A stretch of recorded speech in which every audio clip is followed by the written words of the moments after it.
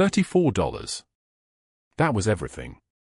Mia Sinclair stood in the fluorescent wasteland of a gas station bathroom in Boston's industrial district, her trembling fingers spreading the crumpled bills across the stainless steel sink like they were made of spun glass. 2 20s, a 10, and 4 1s. The mirror above reflected a woman who looked 37 but was only 29, her dark brown eyes hollowed out, her black hair pulled back so tight it made her temples ache. A bruise in the shape of fingers wrapped around her left wrist, another one blooming yellow-green across her forearm where Douglas Hale had grabbed her yesterday when she asked about the tips he'd stolen. 48 hours. That was how long this money had to last. 48 hours until the deadline. She pressed the bills into her wallet, a fraying thing from the dollar store, the kind that fell apart at the seams, and took a breath that came out shaking like paper in wind. The bathroom smelled like bleach and broken dreams, the kind of place where people came to fall apart in private. She had fallen apart here 3 times this week alone. On Monday, she'd locked the door and sobbed so hard she'd thrown up. On Wednesday, she'd sat on the toilet seat with her head in her hands for 20 minutes, listening to the highway traffic beyond the cinder-block walls, wondering what it would feel like to just keep driving and never come back. But she couldn't do that. Emma was waiting. Emma. Always Emma. The photograph in her wallet was creased and faded, the kind that had been pulled out and looked at so many times the image was starting to ghost away. A girl with her same dark eyes and her same wild black curls, 5 years old, frozen in a moment from the shelter's summer day program. Emma's smile was uncertain, caught mid-moment like she wasn't sure if smiling was allowed. Mia had kept everything of Emma's. The first pair of shoes the girl had worn, tiny pink sneakers with Velcro straps, she kept in a plastic bag under the driver's seat of her Honda, wrapped in tissue paper like they were made of precious metals. The drawing Emma had made in art class, a crayon family with a woman and a girl holding hands, both with scribbled black curls. The hospital bracelet from the day they'd taken Emma away, printed with her name and birth date in fading purple ink. 18 months. That's how long the state had her now. The family reunification process required $22,000. $22,000 for the court-approved program, for the supervised visits, for the therapist, for the clean background check and the housing verification and the income documentation and the home study that would prove Mia could be a mother again. $22,000 that might as well have been $1 million. It might as well have been the moon. She'd been working doubles at the Whitfield Hotel for 8 months now. Housekeeping. Cleaning up after people who left $100 bills on nightstands without thinking. People who ordered room service and sent most of it back uneaten. People whose careless generosity would have sold everything, but careless generosity didn't cross the threshold into the rooms where Mia worked. What crossed the threshold was Douglas Hale's hand on her shoulder, his voice like gravel, his threats like smoke that got into every corner of her life. You talk to anyone about what you make here, you're done. Finished. I'll call immigration, tell them you're undocumented. You'll never work in this city again. Your daughter will grow up knowing her mother abandoned her. He'd said that last week. Exactly that. Her hands had gone numb. The gas station clock above the bathroom mirror read 6:27 in the morning. She had 14 minutes before her shift started at the hotel. 14 minutes to walk 3 blocks, climb the service stairs, punch in, and become invisible for the next 10 hours. That was her life now. Invisible. A ghost moving through other people's spaces, erasing evidence that she'd ever existed. She splashed cold water on her face, watching the woman in the mirror flinch. The bruises on her neck were getting darker. She pulled her uniform collar up as high as it would go, but nothing could hide what was becoming obvious to anyone who looked close enough. She was breaking. Every day, a little more. But she pushed the bathroom door open anyway, stepped back into the fluorescent hum of the gas station, bought a black coffee for $2, that left $32, $32, the number repeated in her head like a prayer, and headed back toward the Whitfield. The sky was wrong. That's what she noticed first as she walked. The color of it. Gray-white, pressing down like the lid of a coffin being sealed. The weather report on the gas station radio had mentioned something about a nor'easter moving in, a storm that might seal the roads by afternoon. But that was tomorrow's problem. Today's problem was the 14-hour shift in front of her and the $32 in her pocket and the knowledge that at this rate she would have approximately $8,400 by the deadline. She was $14,600 short. At that same hour, in a mountain lodge 30 miles north of the city, Nicholas Caruso stood at a floor-to-ceiling window with a cup of coffee gone cold in his hand. Behind him, a fire crackled in a stone fireplace the size of a room. The lodge belonged to him, one of 17 properties that existed in his name only on paper, a network of safe houses and legitimate fronts that made up what other men might call an empire but what Nicholas called survival. He was tall. 6'2", built like someone who'd learned violence young and never forgotten it. Dark hair silvered at the temples, a scar running from the corner of his left eye to his jaw like someone had drawn it with a blade. His suit was charcoal grey, tailored in Milan, worth more than most people made in a month. A gold watch caught the light from the windows. In his other hand, he held a cell phone that had just delivered a message in Italian. The situation at the hotel required attention. There was a new manager. A problem. Behind him, his two closest men occupied leather chairs near the fireplace. Vinny was stocky, built wide like a brick wall, with scarred knuckles and the permanent expression of someone who'd solved most of life's problems with his fists. Pietro was leaner, darker, his eye sharp as a knife point. Both had worked for Nicholas for 15 years. Both would kill without hesitation. Both had never seen him like he was about to become. The storm was coming. Nicholas could feel it in the way the air pressed against the windows, in the weight of the clouds gathering like something alive and hungry. He didn't know yet that the storm would change everything. That within 24 hours, a woman would appear at his door soaked and shaking, with a child clinging to her and bruises blooming like flowers across her skin. He didn't know that watching her shield that girl from the cold would fracture something inside him that he'd welded shut 30 years ago. He only knew that something in the world was about to break open, and he would be the one to catch it. Meanwhile, at the Whitfield Hotel on Boylston Street, Douglas Hale sat in the manager's office with his feet on the desk and a cigar burning between his teeth, the smoke curling up toward the ceiling tiles like ghost fingers. He was 53 but carried himself like someone younger, like violence was a language his body spoke fluently. His suit was expensive but aggressive, the kind of expensive that announced itself loudly. His fingers were heavy with rings, gold, silver, platinum, each one representing a piece of leverage he had over someone. Diana Whitfield, the hotel's owner, had left him a message that morning. One sentence: the girl at the hotel is becoming a problem. Fix it. The girl. Mia. The one who kept her head down and her mouth shut, who cleaned rooms like she was trying to erase her own existence, who came in early and stayed late and still somehow wasn't grateful enough. Still somehow had the audacity to ask him about the tips customers left. Still somehow thought she could negotiate with a man who owned her life. He pulled out his phone and scrolled through the text messages, looking for leverage. Looking for the angle that would break her completely. There was a knock on the office door. Tentative. The kind of knock made by someone who knew they weren't welcome but had no choice. Come, Hale said, still not looking up. Mia entered, her uniform crisp, her hair perfect, every inch of her arranged like a doll someone had dressed for display.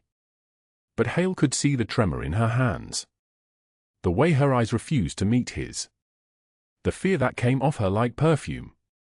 We need to talk about something, he said, his voice smooth as oil. Diana wants to expand the housekeeping department. We're opening new properties. She's interested in moving you to a position in management. Better pay. More responsibility. Mia's face shifted. Hope bloomed across it like a candle being lit. For the first time in weeks, something like light entered her eyes. Hale smiled. The same smile a shark wears. There's a catch, of course. You'd need to sign some paperwork. Documents transferring your custody claim to Emma over to the state. Makes it cleaner administratively. The state prefers legal guardianship arrangements to be crystal clear. With your current situation, your petition would be stronger if the state held primary custody.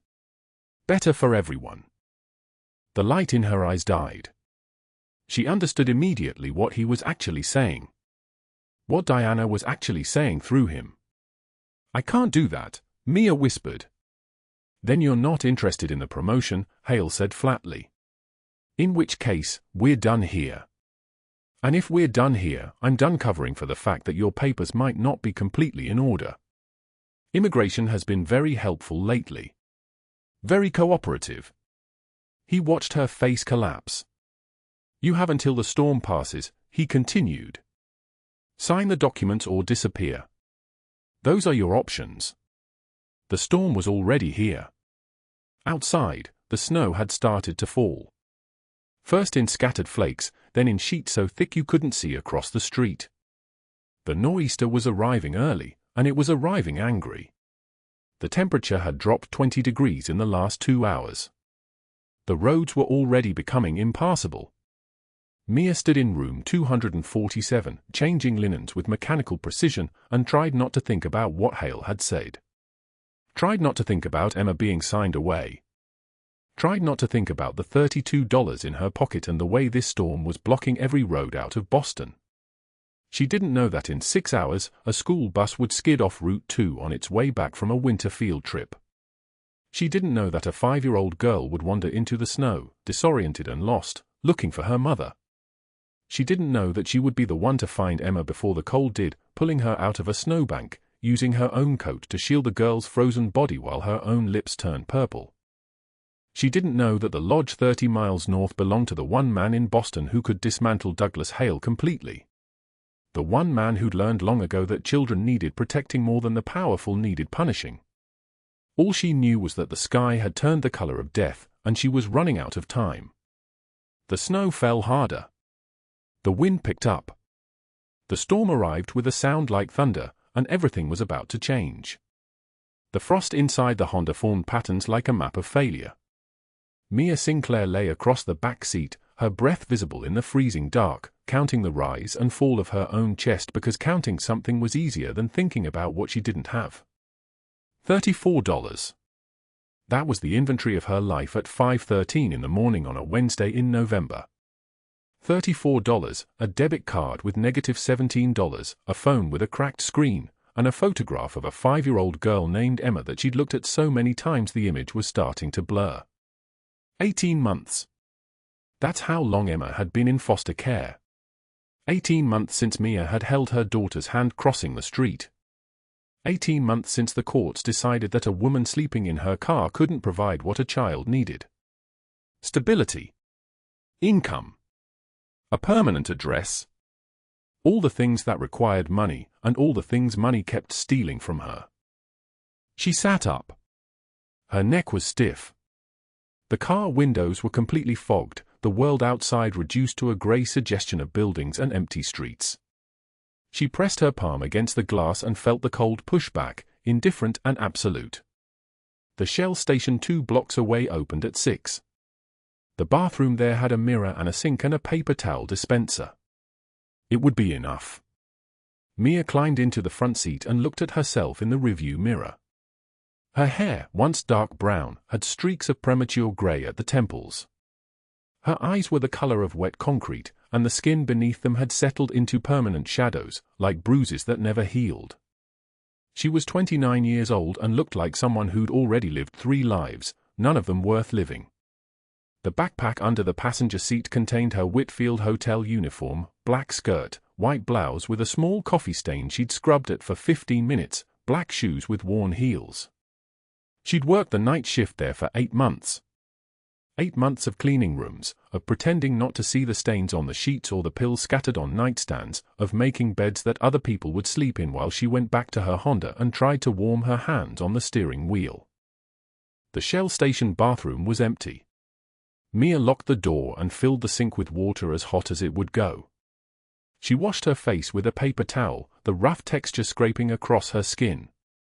There was no soap, so she used the water, over and over, until her hands were red and the water ran cold. She looked at herself again. Same face. Different angle. By 6:15, she was back at the hotel, pushing the housekeeping cart down the third-floor corridor. The carpet was burgundy with a gold geometric pattern that made her eyes hurt if she looked at it too long. The air smelled like industrial cleaner and the ghost of 1,000 cigarettes, even though smoking had been banned in the rooms for 5 years. Some smells, she'd learned, never left. They just settled into the fabric and became part of the building. Room 301 was empty. Room 302 had a businessman who'd already left. Room 303 had a couple who weren't awake yet. She cleaned methodically, changing linens, wiping surfaces, emptying trash. A guest in room 308 had left 2 singles on the nightstand. $2. She folded them carefully and put them in her pocket. It was all she was allowed to keep. At 8:45, Douglas Hale appeared in the hallway. He was 43, with the kind of face that looked like it had been assembled from spare parts, features that didn't quite align with each other. His hair was black and greasy, combed back from a forehead that perspired even in the cold.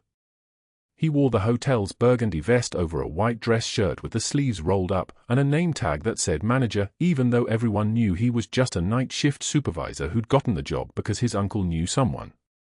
Sinclair, he said, and his voice had that particular quality of someone who enjoyed the sound of his own cruelty. You get the suite on the executive level. Yes, she said, not looking at him. And? $42 in tips. He smiled. It wasn't a kind expression. Did you now? That's interesting. Because I saw $42 on the nightstand when I made my morning rounds. And I pocketed it. Because management fees. He stepped closer and she could smell coffee on his breath, the kind they made in the break room, burnt and thin. You got a problem with that? She shook her head. Look at me when I'm talking to you. She did. His eyes were small and bloodshot, set too close together, the color of weak tea. There was something in them that made her think of a dog that would bite if you turned your back. Good, he said. Because I've been reading up on immigration law. Interesting stuff. Did you know that if someone reports you as using fraudulent employment documents, they can freeze everything? Your bank accounts, your job eligibility, all of it. He reached out and grabbed her wrist, the same wrist he'd twisted 3 days ago when she'd asked if she could leave early for an appointment with Emma's social worker. His thumb pressed into the exact spot that was still bruised. Doesn't matter if it's true. Once the report is filed, you're done in this city. You'll never work anywhere again. HR won't touch you. No restaurant, no hotel, no house cleaning company. Nothing. Pain shot through her arm like lightning. She gasped. I like your silence, he said. I hope you keep it up. He released her and walked away, his footsteps deliberate and slow, the sound of them fading down the corridor like a threat that had learned to speak English. Mia stood alone in the hallway for a moment, holding her wrist. The bruise would deepen. It always did. By tomorrow, it would be the color of an old plum. The rest of the shift passed in the way all of her shifts passed, in small transactions of humiliation. A guest in room 412 complained that she hadn't cleaned the bathroom thoroughly enough. A woman in room 507 left her a note written in angry letters saying the bed wasn't made right. By noon, Mia had collected $4 in tips from 3 rooms. One guest left nothing but a used coffee cup on the nightstand and a message that said not good enough. She sat in the employee break room at 12:48 and ate a sandwich she'd made the night before, 2 slices of bread with 2 slices of lunch meat and a thin spread of mustard. It had cost $3.47 at a discount grocery store and would be her only meal until tomorrow morning. She'd learned to eat slowly, to make it last, to focus on the sensation of chewing so her mind wouldn't drift to the other thing, the thing she couldn't stop thinking about. Emma. Her phone showed the lock screen she'd chosen months ago. Emma's 5th birthday, taken at the shelter. The child was small for her age, dark-haired like Mia, with eyes that held a quality the social worker had described as concerning detachment. 18 months in foster care. New family. New name probably. New life that didn't include the word mother. The family court lawyer had been explicit, $22,000. That's the estimate for legal fees, a 3-month security deposit on an apartment that meets housing code requirements, documented employment income of at least $2,400 per month for a minimum of 3 months, and a certified background check that would take 8 weeks to complete. Even if you had the money, which you don't, you'd need 2 weeks. The foster family is petitioning for adoption. The court will make a decision December 15th. 2 weeks. She had 14 days to find a miracle. Across the city, in a building whose address wasn't listed in any public directory, Nicholas Caruso sat in a leather chair in a room where windows didn't exist and listened to a problem being explained. Diana Whitfield sat across from him, her posture perfect, her suit immaculate, her smile practiced like a weapon. She was 56, with the kind of beauty that had been purchased in increments from various surgical specialists. Her blonde hair was cut to a precision that suggested she spent more on hair care in a month than most people earned in a year. She was wealthy, cruel, and dangerous in the way that wealthy people often are. Her cruelty was systematic, methodical, protected by lawyers. "I'm proposing," she said, "that we use your logistics network to move certain financial products through the hotel's accounts. The hotel would receive a percentage, you would maintain complete operational control, and no one would know." Nicholas said nothing. He was tall, 6'2", with the kind of build that suggested he'd spent considerable time lifting heavy things and hurting people. His hair was black, silvered at the temples, combed back from a face that had a scar running from his left eye to his cheekbone, the kind of scar that had a story, and the story was not a kind one. He wore a suit that had cost $4,000, tailored in Italy, and cufflinks made of white gold. On his left wrist was a watch that cost more than most people's cars. On his right hand, a single ring made of dark metal, unmarked, which meant something to the people who knew to look for it. His voice, when he spoke, was deep and solid like an oath. "No. You haven't even heard the profit margins. I don't care about profit margins. And I don't work with women who threaten me." Diana's smile didn't change. "I'm not threatening you, Mr. Caruso. I'm offering you an opportunity.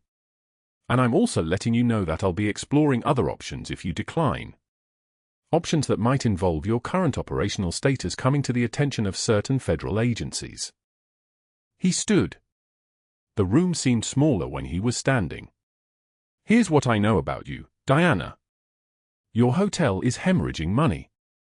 Your staff is underpaid and terrified. Your co-owner, that pathetic little manager named Douglas Hale, is stealing from your accounts and abusing your employees. And in 6 months, when the federal audit happens, your entire operation is going to collapse like a building with no foundation." She didn't move. She didn't blink. "And what are you going to do about it?" "Nothing," he said. "I'm going to let you investigate it yourself. Or not. I don't care." He walked toward the door. "You're making a mistake," she called after him. He didn't turn around. The door closed behind him, and in the hallway, 2 men named Vinny and Pietro waited.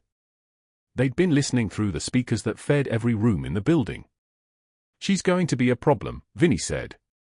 He was short, muscular, with a neck like a tree trunk and hands that looked like they'd been fashioned from granite. "She's already a problem," Nicholas replied. "But not my problem. Not yet." Outside, the sky had begun to darken. The weather service was calling for a nor'easter. First snow of the season. Roads would close by midnight, and the entire city would grind to a stop. Traffic would become paralyzed. Flights would be cancelled.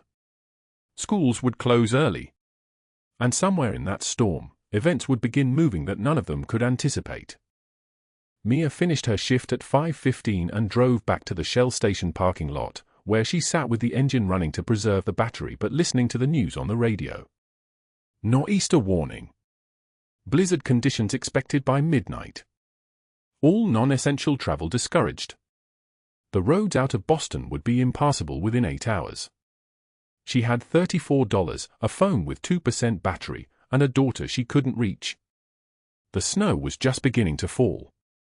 The wind screamed through the parking lot like something alive and hungry, and Mia gripped the steering wheel with both hands, knuckles white, trying to see through a windshield that had become a wall of white. The wipers, broken, ineffective, squeaking against the glass like dying things, couldn't keep up with the snow falling so thick and fast it seemed to fill the entire world. The radio had stopped playing music an hour ago. Now it was only warnings.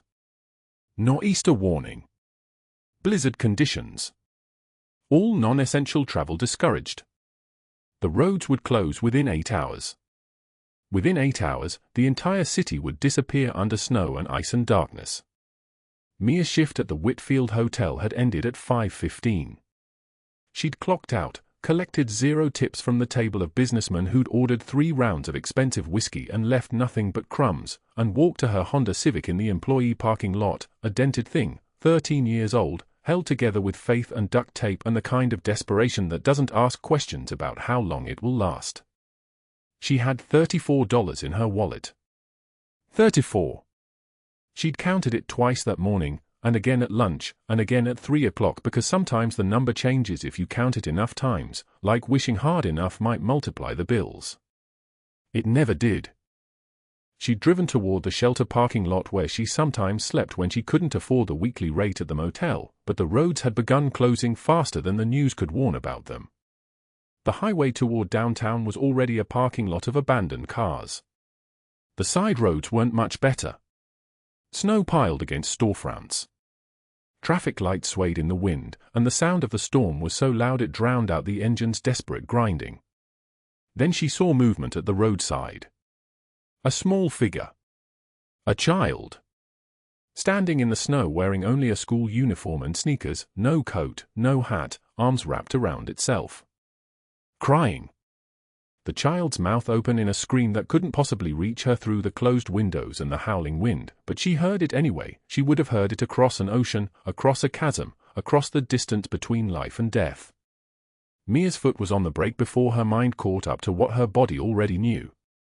The Honda skidded sideways, tires losing purchase on ice, the back end sliding toward the guardrail before the car came to a violent stop.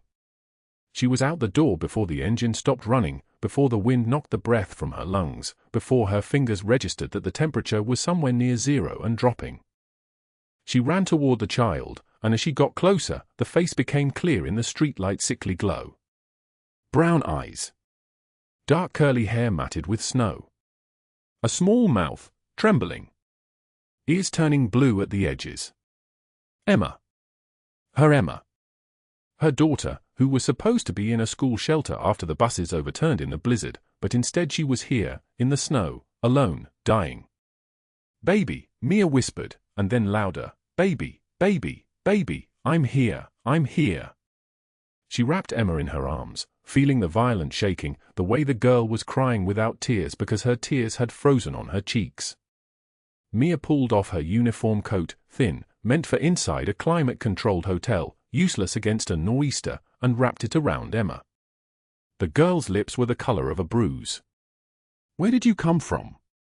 Mia's voice was shaking so badly it didn't sound like her own. How did you get here? The buses. I got scared, Emma whispered. She was 7 years old, and she was speaking through chattering teeth that clicked like a clock counting down to something terrible. There was snow on the windows. The bus was getting cold. I didn't want to be trapped. I opened the door and I just started walking.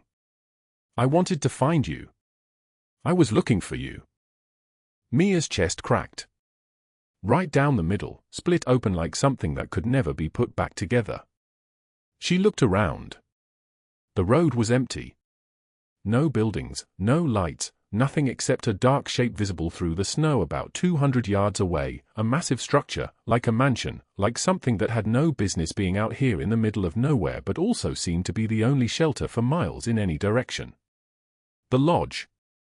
She started walking toward it, Emma in her arms, her own coat gone, her uniform soaked through, her fingers going numb so fast she couldn't feel them anymore. Just numb white things at the end of her arms. Her teeth chattered so hard she thought they might crack. She tasted blood from where she'd bitten her tongue. 100 yards. 50. 20. The lodge loomed above her, 3 stories of dark wood and stone, a place that looked like it belonged to someone with power, someone with money, someone who wouldn't be bothered by a desperate woman and a half-frozen child appearing at their door like something the storm had dragged in. Mia reached the entrance and raised her fist to pound on the door. She made contact once. Twice. The third time, her arm simply stopped working. She didn't have the strength anymore. She collapsed on the porch, curling around Emma, trying to shield the girl's body with her own even though her own body had stopped generating heat, was itself becoming cold, becoming indistinguishable from the snow and wind and darkness. She felt consciousness beginning to slip. She felt Emma's hand in hers, small and freezing. And then the door opened. Inside the lodge, Nicholas Caruso had been watching through the floor-to-ceiling windows that faced the storm. He stood with a scotch in his hand, untouched, watching the weather like it was a personal insult. The news was calling this a historic blizzard. Schools had closed at 2 o'clock. The airport had shut down by 3. By evening, the city would be completely paralyzed. He'd come here alone except for Vinny and Pietro, leaving the business in Boston to handle itself, because he'd wanted silence and snow and a place where no one could reach him with their problems. He wanted to think about Diana Whitfield's accusations, about the suggestion that he was losing control, that his organization was crumbling from the inside out. He wanted to disappear into the kind of silence that only a nor'easter could provide. And then he saw her. A woman, soaking wet, no coat, carrying a small child, stumbling through the snow like someone walking through a dream where the rules of physics no longer applied. He watched her reach the door. He watched her try to knock, her strength failing, her body folding down onto the porch. Something cold and dangerous stirred in his chest. When he opened the door, he saw her wrists first, dark purple bruises, fresh ones, the kind made by hands grabbing in anger. Then her neck. Then her face, turned toward Emma's, protective, fierce, maternal in a way that made the scar on his left cheekbone ache like an old wound reopening. "Come inside," he said, and his voice came out rough, unused for hours. "Now." He carried both of them inside, Mia protesting weakly, Emma silent and shaking, and laid them in front of the fireplace where the logs were already burning, flames high and hungry. Vinny appeared in the doorway, and his eyes went wide.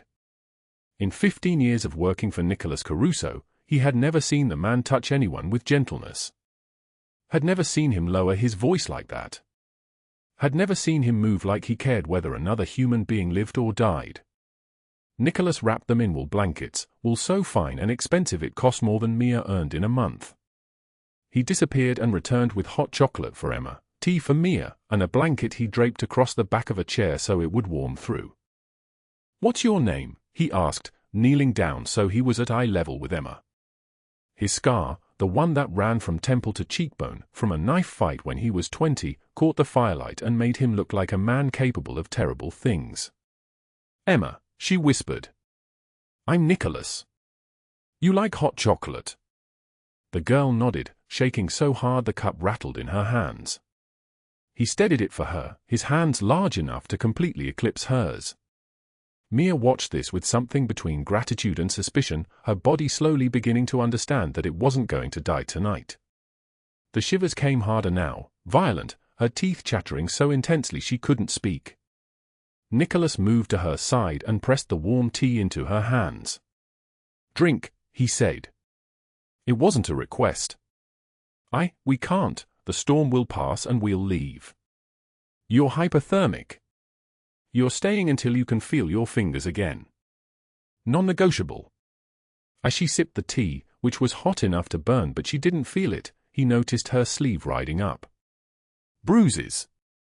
Not the pale ones from the car accident she'd mentioned when he first asked about the marks on her wrists, but fresh ones. Dark purple. Layered in different stages of healing, which meant they didn't come from one incident but from repeated contact, repeated hands, repeated violence. "Who did that?" His voice was quiet, which was somehow worse than if he'd shouted. Mia pulled her sleeve down fast, a gesture so practiced it was reflex. "Nobody. I bruise easy. I'm clumsy. I walked into a door at work. Emma didn't look up from her hot chocolate, but she spoke, her small voice cutting through the fireplace hum like a blade. It was Mr. Hale. He's mean. He grabbed Mama when she asked about her tips. The teacup stopped halfway to Mia's lips. She shot her daughter a look that was pure panic mixed with love mixed with helplessness. Nicholas's jaw tightened. He exchanged a glance with Vinny, who had moved to the far corner of the room but was listening to every word. A single look, and Vinny understood, by morning, they would know everything about Douglas Hale. His address. His bank accounts. Every crime he'd committed. Every person he'd hurt. Over the next hours, as Mia's core temperature rose and her speech became coherent again, she told him the story in fragments. The lost custody case. The $22,000 she needed for legal fees and an apartment deposit and proof of income. The $34 in her wallet. The job at the Whitfield Hotel where the manager stole tips and threatened to blacklist her if she complained. The foster care system that had taken Emma 18 months ago. The car she slept in. The gas station bathrooms where she washed her face before shifts. When she finished, she pulled a small object from her pocket, a pair of tiny shoes, baby shoes, worn and soft from age. The first pair Emma had ever worn, from when she was a newborn at the women's shelter. I kept these, Mia said, her voice barely a whisper. To remember why I'm fighting. So I don't forget what I'm doing this all for. Nicholas took the shoes carefully, like they were made of glass. He turned them over in his hands, feeling the softness, the love that had been poured into preserving something so small and insignificant to anyone else but everything to the woman who'd kept it. Your father, he asked. Dead. Car accident, 3 years ago. No family. No support system. Just me and her against the world. And you work for my co-owner. She nodded, not understanding the implications. He looked at Emma, warm now, safe, eating crackers with cheese while the storm raged outside the windows. He looked at Mia, who was still shaking but not from cold anymore, from fear, from the weight of impossible circumstances, from the knowledge that she was sitting in a room with a dangerous man and there was nowhere to run in a blizzard. Why would you help me? She asked, suspicious now. I'm nobody. You don't know me. People like you don't help people like me. Nicholas was quiet for a long moment. The fire crackled. The wind howled. And then he spoke, his voice dropping to something almost gentle, almost vulnerable in a way that made Vinny's eyes widen. I grew up with a father who used his fists more than his words. I was 7 years old. I learned that night that nobody was coming to save me. That if I was going to survive, I'd have to be stronger than the violence. I clawed my way out of that house, out of that poverty, and I made myself a promise, no child would suffer like I did. Not if I could stop it. He looked at Emma, then back at Mia. Your daughter was standing in the snow alone.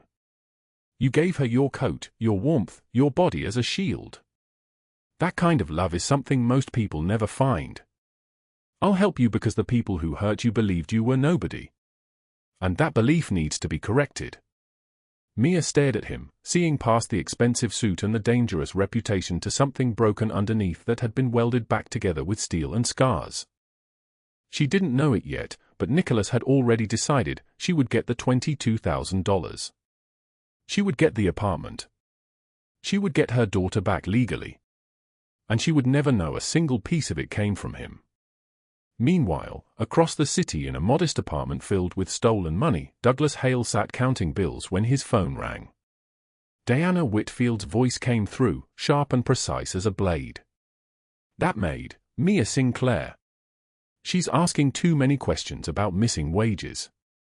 I need her gone. Destroyed. Tell her you'll report her to immigration. Tell her we'll make sure Emma stays in the system permanently, that we'll have her adopted out to someone far away. Make her sign documents surrendering her custody rights. Do whatever you have to do. Hale grinned into the phone.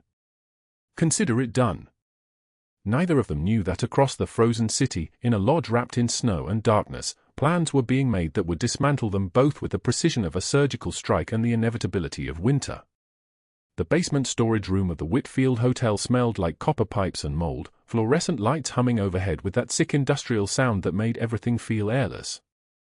Rain hammered against the single small window near the ceiling, 10 feet too high for Mia to see anything but grey sky. She'd come back for her final paycheck, unaware that the hotel manager Douglas Hale had arranged to meet her here, in this forgotten space between worlds. He emerged from behind a tower of cardboard boxes, his frame blocking the exit. Douglas Hale was 53 years old but carried himself like a man who'd never heard the word consequence. Graying hair slicked back with something that shined, a polo shirt stretched across a soft middle, a gold chain catching on chest hair. His eyes were small and close-set, the eyes of someone who'd learned early that cruelty was cheaper than kindness. Behind him came Diana Whitfield, her silhouette perfectly composed even in this dungeon of a place. She wore a cream-colored silk blouse that probably cost more than Mia's entire month of groceries, a diamond bracelet that caught the fluorescent light and threw it back like shattered glass. Hale smiled. It was the smile of a man holding cards he believed were unbeatable. "Miss Sinclair. So glad you could join us." His voice was thick, friendly, the kind of friendly that makes your stomach drop. "We have something we need to discuss. Something that concerns your daughter." Mia's entire body went rigid. Her hands moved without permission, balling into fists at her sides. "Don't you talk about Emma." "Oh, but we need to talk about Emma." Diana stepped forward, heels clicking against the concrete floor, each step a small violence. "You see, my associate and I have been reviewing your employment file. There are some very concerning gaps in your work history. Immigration violations, we suspect. Failure to report income properly. And given your current living situation, a car, isn't it? A dented Honda in an industrial parking lot, I'm not certain you're providing appropriate housing for a child." The words landed like punches. Mia's mouth went dry.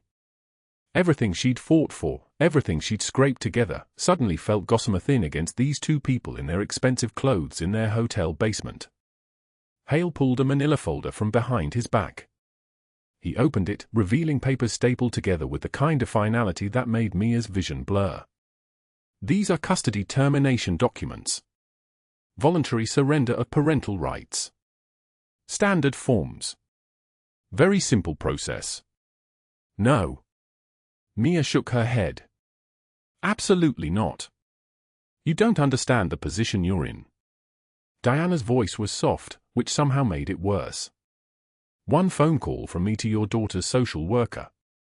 One call to the family court judge. I'm on the board of the Courthouse Foundation, you know, very familiar with the judiciary. One call explaining your living conditions, your employment instability, your inability to provide basic care. And Emma goes into permanent foster placement. Not with someone local where you might visit. No. We have connections. She goes to a family upstate. Far away. And you never see her again." The room tilted. Mia gripped the edge of a metal shelving unit, her knuckles going white. 800 miles away. That's what Diana meant. That's what permanent meant when you had lawyers and connections. Sign the papers, walk away quietly, and perhaps we'll be generous enough to let you leave Boston without criminal charges. Hale extended the folder toward her. His fingers were soft, manicured, the fingers of someone who'd never worked a day in his life. "Everyone's better off this way. Emma gets a stable family. You get a fresh start somewhere else. We get the satisfaction of knowing you finally learned your place." Mia looked at the papers. Her hands were shaking so badly she could barely hold them. The first page read, "Voluntary termination of parental rights." Below that, section after section of legal language designed to erase her. To make her erasure official and legal and final. She thought of Emma. 4 years old, with eyes the color of melted chocolate, with a voice that still slurred certain words because she was only just learning to speak clearly. Emma who had called her mama in that lodge. Emma who didn't understand why mommy had to leave, why she had to go back to the foster home, why the nice lady at the courthouse said she couldn't stay with her yet. "What if I can't provide enough?" The words came out barely above a whisper. What if they're right? I've worked 2 jobs and I'm still barely surviving. Maybe Emma deserves better. Maybe she does, Diana said simply. Sign the papers, and we'll make sure she gets it. Mia walked out of the hotel into November rain that fell like punishment. The unsigned papers were clutched in her hand, the folder soggy and disintegrating at the corners. Her uniform was soaked, water streaming down her back, her shoes filling with water that was ice-cold and relentless. She stumbled into the alley behind the dumpsters where she used to hide on her breaks, where she'd cry quietly so no one would hear, so no one would know she was breaking. The rain pounded harder. Her entire body shook. 18 months. 18 months of fighting, of waking up at 5 in the morning, of showering in gas station bathrooms, of counting dollars and cents like they were the only things keeping her alive. And she still wasn't enough. She still couldn't provide enough. She still couldn't be enough. Her phone was in her pocket, waterlogged but still working. She scrolled to the social worker's number. Her finger hovered over the call button. 1 click. That's all it would take. Surrender. Stop fighting. Let someone else be her mother. Then her other hand moved to her jacket pocket, the one where she'd kept Emma's first shoes. They were impossibly tiny, leather and white, the kind of shoes a newborn wears for exactly 2 weeks before growing out of them. She'd bought them when she was pregnant, before everything fell apart, before her own mother threw her out. She'd kept them through the shelter. Through the streets. Through every single day. And she heard Emma's voice, the way it sounded in that lodge when the snow was falling and Mia's lips were blue and numb. Mama, you're the warmest. Not the richest. Not the most educated. Not the most stable. The warmest. Mia tore the custody termination documents in half. She tore them again. And again. The papers dissolved into wet pulp, falling into the rain like a prayer being answered. She was done. She was not finished. She would find a way because there was no alternative that didn't destroy her completely. But what she did not know, what she couldn't possibly have known, was that Nicholas Caruso had been watching all of this unfold. He had friends inside the Whitfield Hotel. He had contacts in every social services office in Boston. He had watched Mia's fight with the cold calculation of a man who'd learned long ago that knowledge was the only weapon that never failed. At 5:47 in the morning, the rain still falling in sheets against the windows, 12 black SUVs pulled up to the curb in front of the Whitfield Hotel. The vehicles arrived in formation, precise and choreographed, like a military operation. FBI agents poured from the doors, tactical gear, assault rifles, ballistic vests with federal agent printed across the chest in white letters. They moved with the efficiency of people who'd done this 100 times before. The battering ram hit the service entrance on the 3rd impact. The door surrendered with a shriek of twisted metal. Inside, Douglas Hale woke to the sound of his bedroom door being kicked open. He was still half asleep when hands grabbed his ankles and dragged him from his bed, his expensive Egyptian cotton sheets ripping underneath him.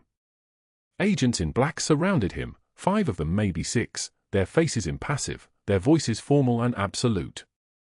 Douglas Hale, you're under arrest for wage theft, conspiracy to commit fraud, assault of an employee, extortion, and conspiracy to violate civil rights. He begged. That was the thing about men like Hale. When the world they built came apart, they didn't fight back. They begged. He was trembling like a cornered animal, his voice breaking into pieces, his body folding in on itself as the agent cuffed his wrists behind his back. Please, I'll give the money back, I'll confess everything, please, I have a family. 43 employees filed complaints, the agent said flatly. Over 18 months. You knew what you were doing. You're done. Across the city, in a high-rise penthouse with views of the Boston skyline, federal agents were conducting another arrest.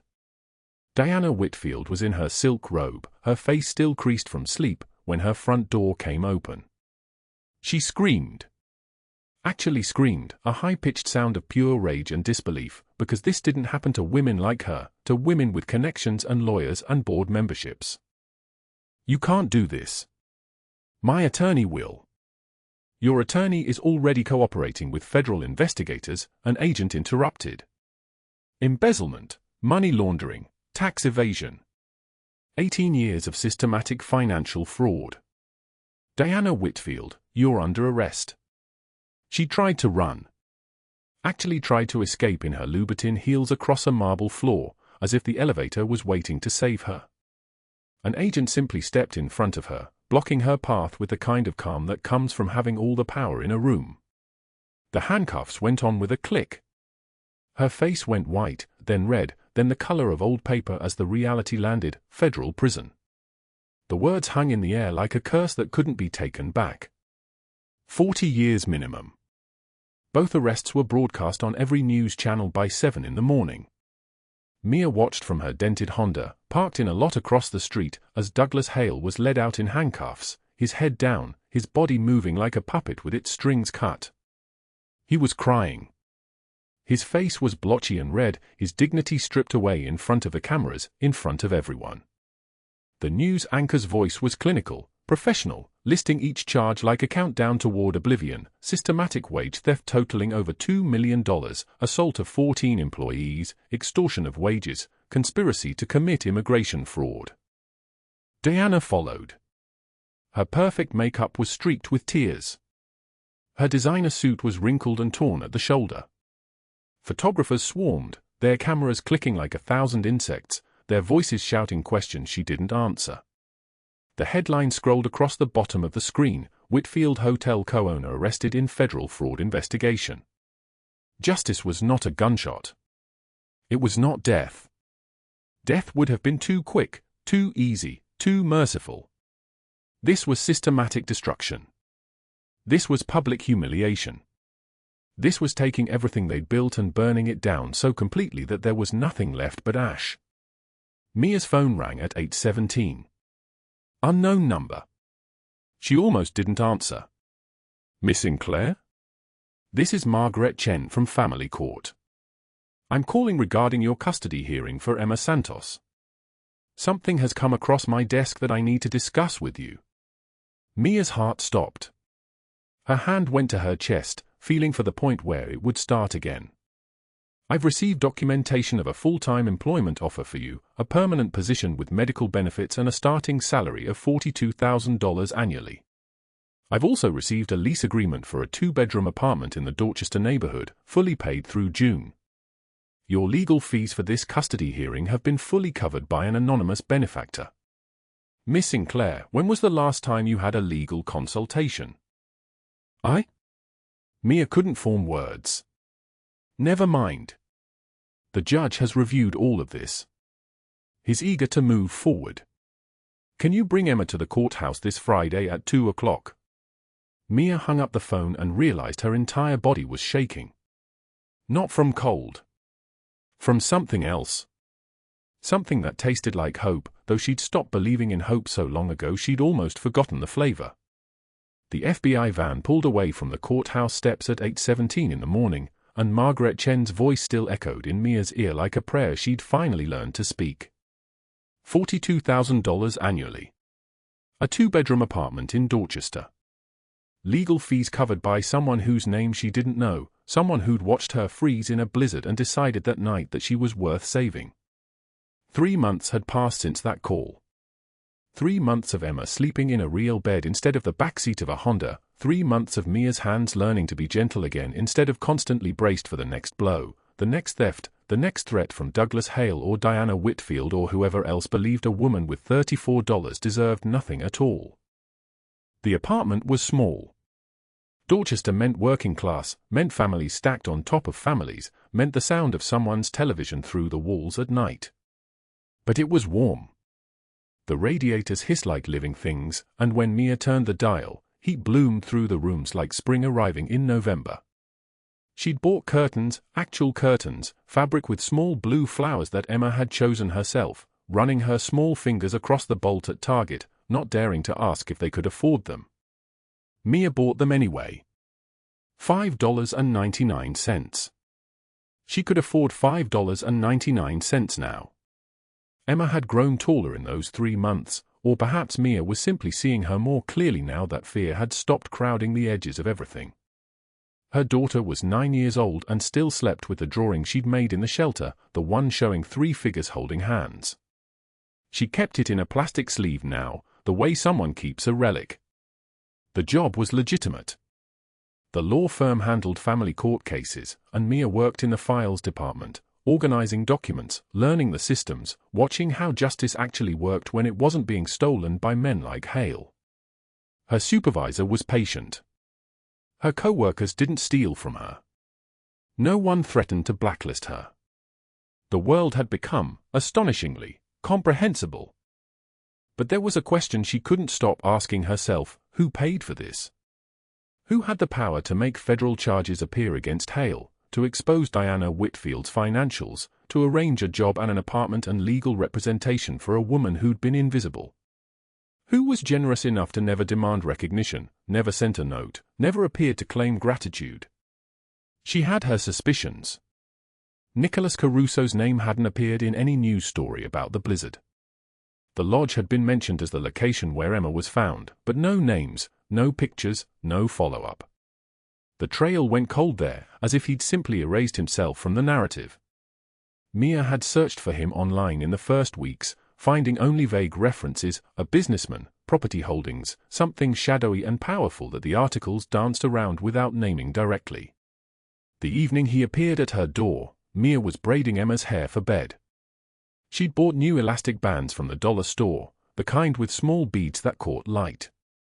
Emma sat between her knees, patient and still, the way children are patient when they've learned that sitting still keeps the people they love close. The knock came at 7:43. Not a threatening knock. Not the aggressive violence of Hale's fist. Just 3 measured taps on the door. Mia's hands went still in Emma's hair. She could see through the peephole. A tall man in a charcoal coat, dark hair silvered at the temples, his face marked by a thin scar that ran from his eye to his cheekbone like a blade drawn in anger. He looked tired in a way that had nothing to do with sleep. The kind of tired that lives in the bones of people who carry weight. Nicholas Caruso. She opened the door but didn't invite him inside. "Mr. Caruso. What are you doing here?" His eyes moved past her to where Emma sat on the couch, braids half finished, turning to stare at him with the particular intensity of children who remember things adults believe they've forgotten. Recognition flickered across his face. He looked different than he had in that kitchen at the lodge, less guarded somehow, more uncertain, like a man who'd been carrying something heavy so long he'd forgotten what it felt like to set it down. "I need to tell you something," he said, his voice rough like gravel, like something that had been dragged through ice. "The apartment. The job. The legal fees. The lawyer who handled your case pro bono. All of it. That was me. I paid for it. All of it." Mia stepped back, the door still in her hand.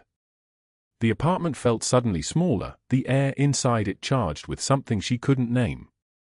"Why?" "Because you saved Emma without knowing she was connected to me." He paused. Behind him, through the hallway window, she could see a black SUV parked at the curb, 2 men inside, watching. "Because you gave her your coat when your own lips were turning blue. Because in that blizzard, when everything in your life was broken, you still chose to protect a child you didn't know. You showed me what love actually was." His jaw clenched. When he continued, his voice had become quieter, more dangerous, the kind of quiet that lives in the space before thunder.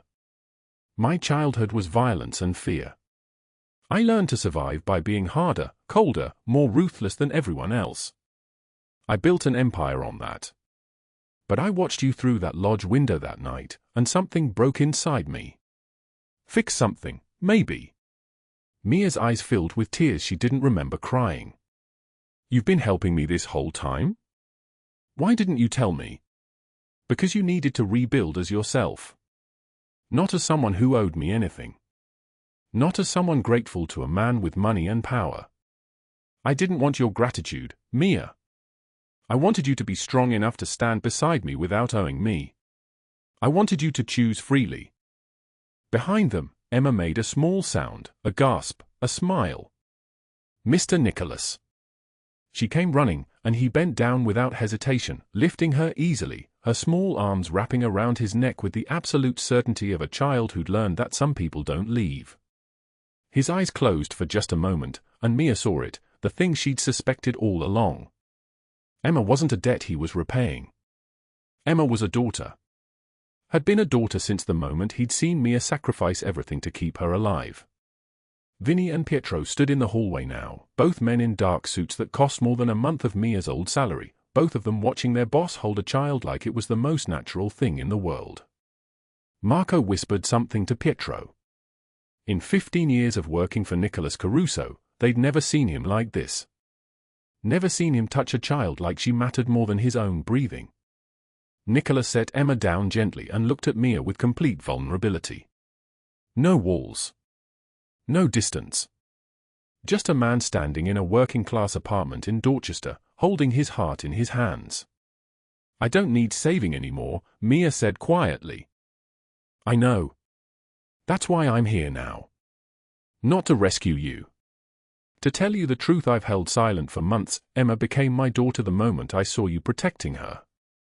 And you showed me what family actually means. He stepped closer. I'm not asking you to owe me anything. I'm asking if you'll choose me. Choose us. Build something together. Not because you're grateful. Not because you have no other options. But because you want to. Mia looked at Emma, then at Nicholas, then around the apartment, the curtains with blue flowers, the radiator hissing warmth, the life she'd rebuilt from $34 and pure determination. She thought of the blizzard, the moment she'd realized she'd become invisible to everyone except a crime boss with a scarred face and a code of honor. She thought of the choice she'd made then, to sacrifice everything for a child, and realized it hadn't been sacrifice at all. It had been love. It had been the only choice that mattered. She stepped forward and took his hand. I choose us, she said. Emma cheered, a small bright sound that filled the entire apartment. Nicholas pulled them both close, and for the first time in months, Mia felt the weight of everything she'd carried begin to ease. Not disappear, the trauma of those nights in her car, the fear of losing Emma, the systematic theft and cruelty of people who'd believed she was disposable, those things lived in her bones now. But they were no longer the whole story. The whole story was this: a woman who'd loved a child enough to freeze, a man who'd learned what love meant from watching her, a little girl who'd stopped being afraid because someone finally stayed. 2 years later, they stood in the mountain lodge where the story had truly begun, where blizzard had turned to clearing sky. Emma was 11 now, tall enough that Nicholas barely had to bend to see her drawings, which covered the refrigerator like a gallery of her own becoming. She'd started calling him Daddy about 4 months after that night at the Dorchester apartment, the word emerging simply and without fanfare, as if it had always been waiting inside her. Mia wore a ring now, simple gold, nothing ostentatious, just a promise kept between two people who understood the weight of keeping promises. They'd married on a Tuesday at City Hall, just the three of them and Vinny and Pietro as witnesses, and no one had applauded, but the men in suits had looked at each other with something like reverence in their eyes. The fireplace crackled. Snow fell gently outside, but this time they were warm and safe and together. Mia braided Emma's hair as she'd braided it that night in the blizzard, and Nicholas watched them both with the look of a man who'd learned that family isn't something you inherit. It's something you build with the people who choose to stay. Douglas Hale sat in a federal prison in Danbury, Connecticut, in year 3 of a 23-year sentence, his appeals exhausted, his name forgotten by everyone except the people he'd stolen from. Diana Whitfield's cell in a women's correctional facility contained 4 walls and 4 decades, her empire dissolved, her name becoming the cautionary tale told to people who believed cruelty could be a business strategy. Justice had not been a gunshot. It had not been death. Death would have been too quick, too easy, too merciful. Justice was systematic exposure, federal indictment, public ruin, federal prison, the knowledge that every choice had consequences and every victim counted. Emma ran to Nicholas with a new drawing, showing it to him with the unself-conscious pride of a child who'd learned that her art mattered, that her voice had value, that people would stop to look and listen and care. 3 figures holding hands, Emma said, pointing at each one. That's you. That's Mama. That's me. And that's our family. Mia pulled out Emma's first shoes from the shelf where she kept them now, small white sneakers that had traveled from the shelter to the blizzard to this moment, a physical reminder of how far they'd all climbed. Nicola saw her holding them, understood without words. He wrapped his arms around both of them, and Mia whispered, "We made it." "We made it," he agreed, his voice steady like an oath. Family is not always bound by blood, but by those who choose to stay when the storm arrives. If this story moved you, hit that like button and share it with someone who needs hope today. Subscribe and turn on notifications because tomorrow's story will grip your heart just as hard. Drop a comment telling me, have you ever had someone believe in you when you couldn't believe in yourself? I read every single one. This is not just entertainment. This is about the power of protection, sacrifice, and choosing to build something beautiful from broken pieces. We wish you good health, a joyful life, and days filled with peace and happiness. No matter how hard life gets, remember this, after the rain, the sky clears. Thank you for staying with us until the very end. Goodbye, and we will see you again in the next video.